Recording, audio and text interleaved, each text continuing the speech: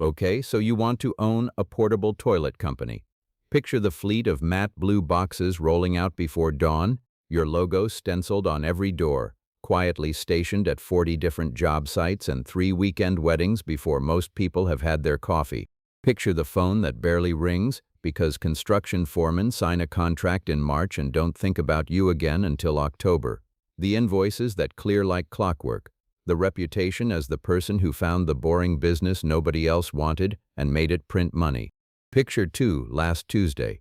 A unit tipped face down in a ditch off the county road after a windstorm. Your best driver texting that he's quitting 2 days before the busiest festival weekend of the summer, and a voicemail from a bride's mother that you will not be able to unhear.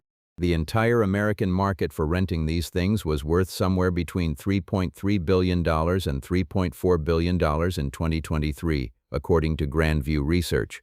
And yet a single standard unit rents out for as little as $50 a week. Here's the real puzzle this comes down to. The single largest portable sanitation company in the country, with more locations and more trucks than any of its competitors, filed for bankruptcy carrying more than $2 billion in debt.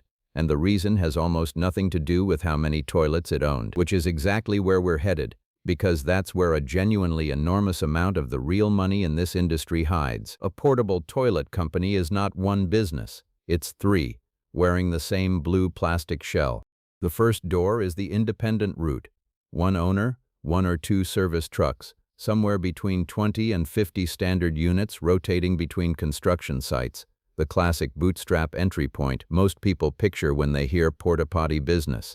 The second door is the event and luxury trailer operation, chasing weddings, festivals, and corporate tents instead of job sites, where a single 2-stall trailer can bring in somewhere between $1,799 and $2,499 for 1 day's rental, according to figures published by trailer manufacturer Satellite Industries, and where the product looks less like sanitation and more like hospitality. The third door is the one that matters most in the end, the national roll-up, a company that doesn't so much operate trucks as it acquires the companies that already do, stacking dozens of small independent routes into a single platform built to be refinanced, sold, or taken public. A door we're going to walk straight through later, because that's where the biggest fortunes in this industry are actually made. This follows the first door, the independent operator, because that's the one almost everyone actually walks through first, and it's also the one that, if you're patient, leads directly into the second and third. The price of admission arrives in layers, and each one is more expensive than the last. First, the toilets themselves. A standard unit runs somewhere between $1,000 and $3,000 a piece, and a real working route needs at least 20 to 50 of them just to have enough density on the ground to be worth a driver's time, which puts baseline inventory alone somewhere between $20,000 and $50,000 before you've bought a single truck. Second, if you want any share of the far more lucrative event and wedding market, you need at least 1 restroom trailer, and prices start around $10,000 to $30,000 for an entry-level unit, climbing past $106,000 for an 8-stall luxury trailer with running water, air conditioning, and a sound system, according to Satellite Industries' own published pricing. Layer in an ADA-compliant trailer, mandatory on many job sites and event permits regardless of what the rest of the fleet looks like, and the compact version starts around $43,200, while the standard model starts around $75,500, according to the same manufacturer's published pricing. A single wheelchair-accessible trailer whose price tag alone can match an entire 25-unit standard fleet. Still think the toilets themselves are the expensive part? Third, and this is the one first-time owners consistently underestimate, is the vacuum truck, the actual workhorse of the business, the vehicle that pumps and hauls waste from every holding tank on your route, and a new one costs somewhere between $75,000 and $150,000, or somewhere between $30 and $75,000 used, meaning your single most important piece of equipment can eat an entire year of projected revenue before you've serviced your first job site. Fourth comes licensing, and it varies wildly by state. Wisconsin, for instance, requires a formal septage business license under its Department of Natural Resources Code, $50 per in-state vehicle, a $100 groundwater fee, and a mandatory operator in charge, a state-certified individual who is personally on the hook for the business's environmental compliance. Most operators also join the Portable Sanitation Association International, the trade body that certifies operators and publishes the industry's voluntary code of practice, not legally required in most states, but treated as close to mandatory by insurers and larger commercial clients who expect to see it before they'll sign a contract. Fifth is the unglamorous stuff nobody puts in the pitch deck: a fenced yard to store and wash units between rentals, commercial insurance that specifically covers waste hauling liability, and enough working capital to survive 60 days of invoices before a single construction client actually pays. Add it up, and a genuinely competitive independent route: trucks, trailers, land, licensing, insurance. Land somewhere between $200,000 and $500,000 before you've earned a dollar. Sounds steep? It is steep. Here's the trap. The sticker price on the unit is not the business. The recurring service call is the business, and almost nobody budgets for it correctly. Every rented toilet needs its holding tank pumped on a schedule, typically weekly, and that routine visit runs somewhere between $50 and $150 depending on the market, with emergency or deep clean calls climbing to somewhere between $100 and $300, according to pricing data compiled by industry trade blog Trucker Johns. Even the smell carries its own cost. Deodorizer, known on most routes simply as blue juice, is the chemical additive dosed into every 55 to 70-gallon holding tank to control odor and break down waste. And while a single dose is cheap, multiplying it across a 100-unit fleet serviced weekly turns it into a genuine recurring line item nobody mentions in the initial pitch.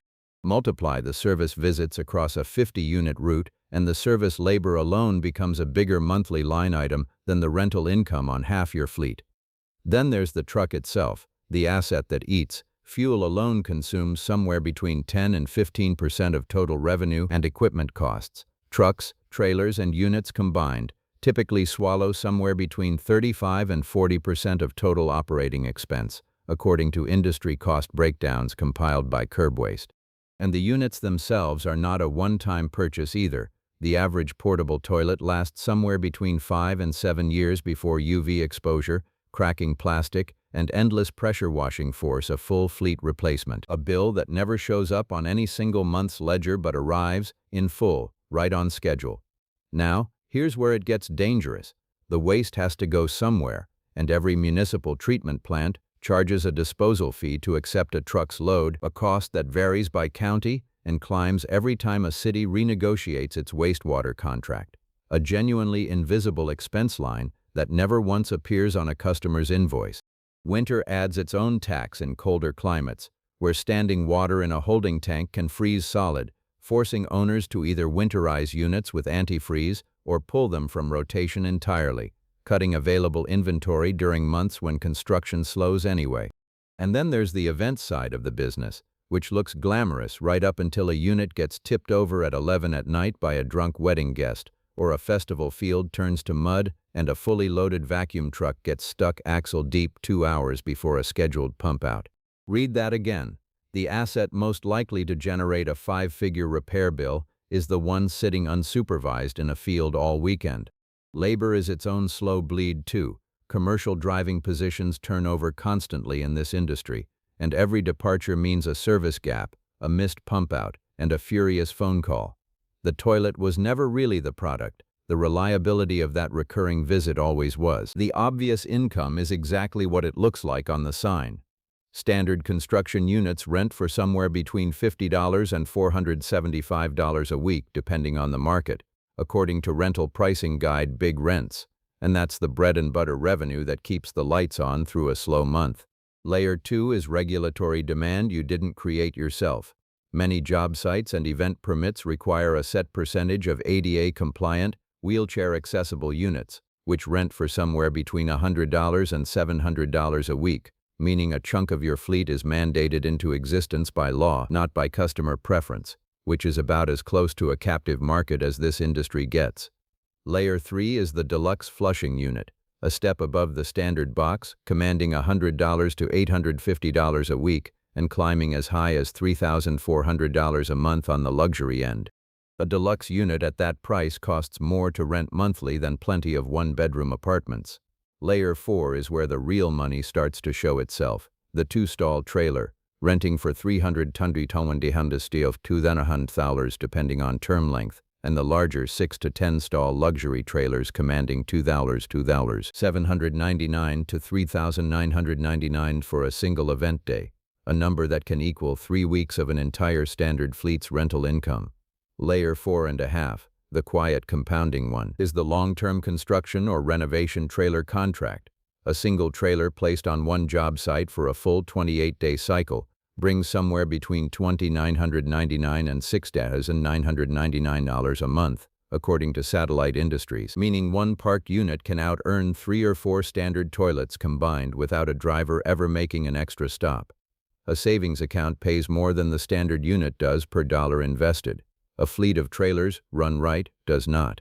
Layer 5, and this is the one that never appears on the price sheet you hand a customer, is the recurring service fee baked into every long-term contract, the weekly pump-out that customers assume is simply included, but that is, in practice, the true recurring revenue engine of the business, because a construction client renting a unit for 6 months isn't paying you once, they're paying you roughly 26 times. So far, a portable toilet company sounds like a quiet machine that prints recurring cash out of every job site and wedding tent in town. Now, here's the other side of the ledger. Here's the part nobody tells you when they picture this business. The toilet itself is not actually the product. The toilet is the anchor, the physical object that earns you a recurring weekly visit to a piece of land you don't own, which is the entire game, because that recurring visit is what locks a customer into your route instead of a competitor's for the full length of a construction project or an entire wedding season. This is why route density, the number of stops a single truck and driver can service per hour in a given territory, matters more than almost any other number in the business. 2 operators with the exact same fleet size can post wildly different profits purely because one of them built a tighter, denser route and the other didn't. But that's still not the deepest layer. The deepest layer is what happens once a route becomes genuinely dense and reliable. It becomes an acquisition target. Somewhere in nearly every metro area, a national platform is quietly buying up small, well-run independent routes, not because it desperately needs more trucks, but because every route it absorbs adds density to a territory it already serves, and density is the one thing a spreadsheet full of borrowed money can't manufacture on its own. It can only be bought. A well-run independent route can return somewhere between 200 and 400% over 5 years, with a payback period of somewhere between 2 and 4 years, according to Curbwaste's own industry analysis. Healthy numbers on their own, but nowhere near as attractive to a buyer as the multiple expansion that comes from swallowing 20 of those routes at once and selling the combined platform as a single, larger asset. Notice what's actually being purchased in that kind of deal. Not the trucks, the density. And the market itself keeps handing that buyer a reason to keep acquiring.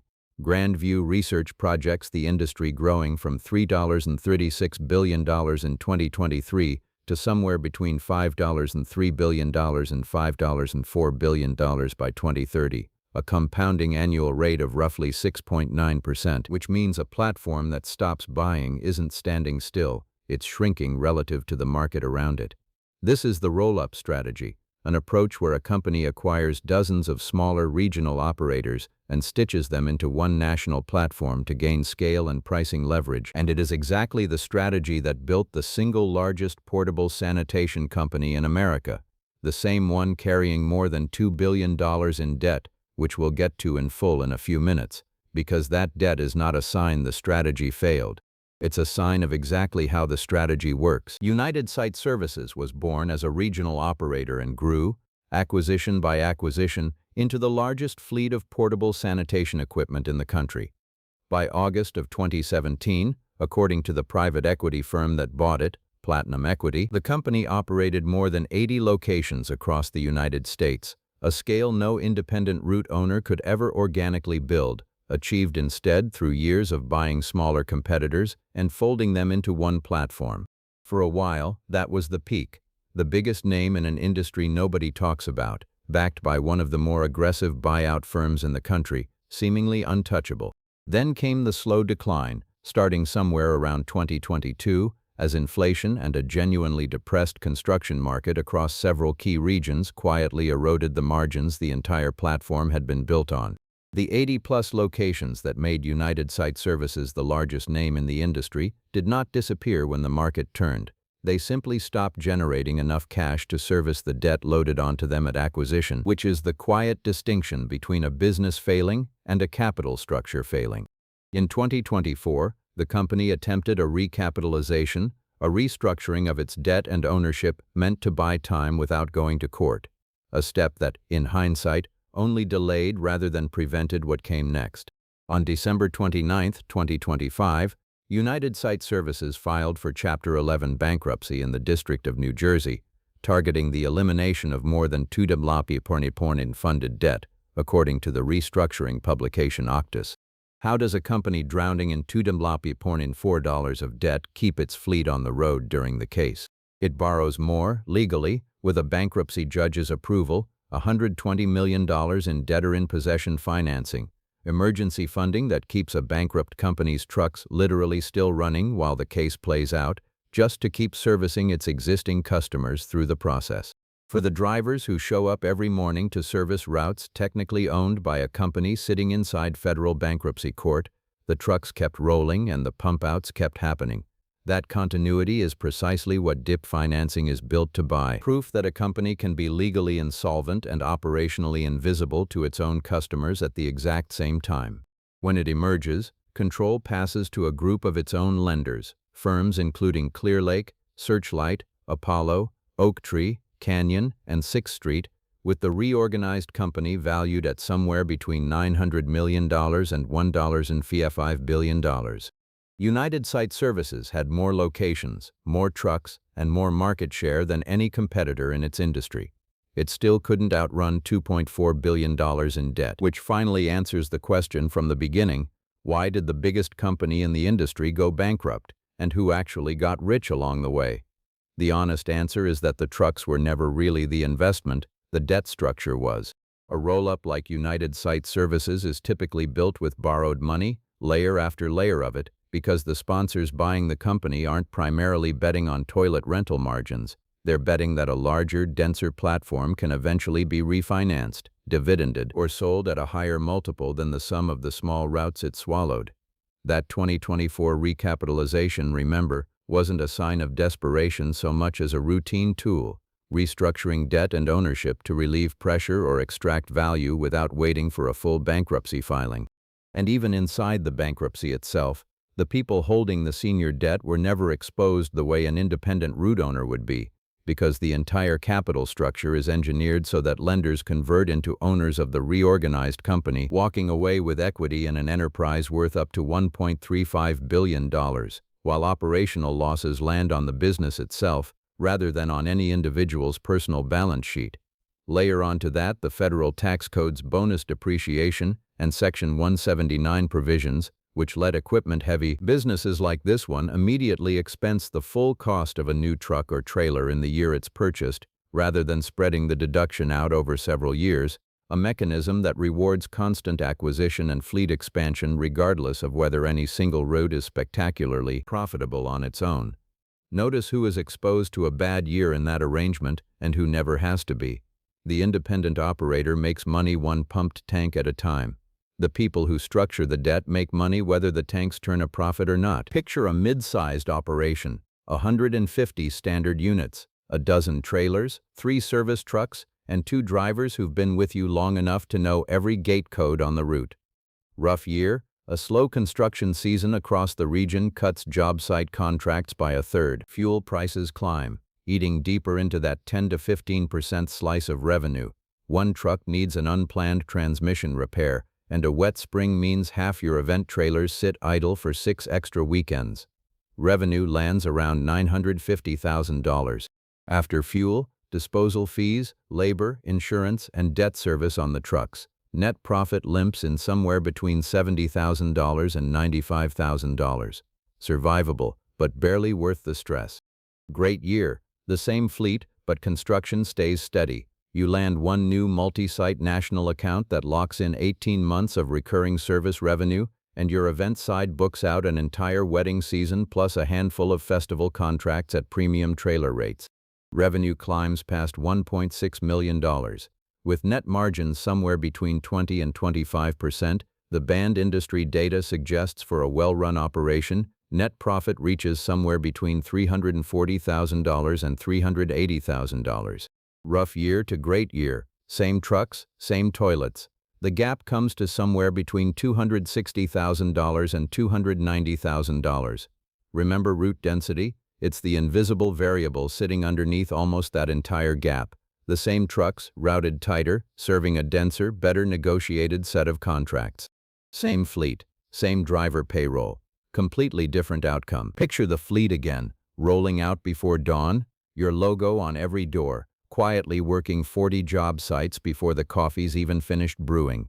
That image was never wrong, it's just incomplete, because the money was never really sitting inside the blue plastic box on the corner of the lot. The portable toilet was never really the product, the recurring truck visit, and eventually the density of an entire route worth buying, always was.